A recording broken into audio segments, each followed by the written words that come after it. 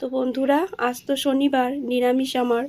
তো নিরামিষের দিনে নিজের জন্য কিছু করতে ভালো লাগে না, সিদ্ধ ভাত ঘি দিয়ে খেতেই ভালো লাগে।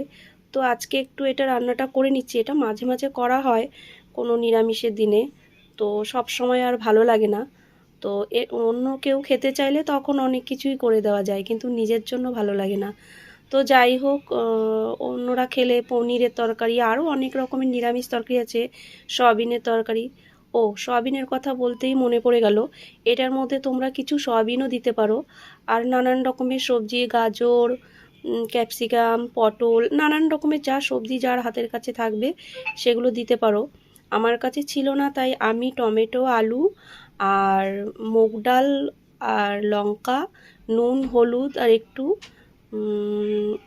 এগুলো দিয়েই ভালো করে, সর্ষের তেল, এগুলো দিয়ে ভালো করে মাখিয়ে ধিমে আঁচে বসিয়ে দিয়েছি। তো দেখো, কথা বলতে বলতে এটা হয়েও গেল। আর এটা খুব সহজ, তাড়াতাড়ি হয়ে যায়। আর এটা নামাবার আগে যদি মনে করো ঘি গরম মশলা দেবে, দিতে পারো।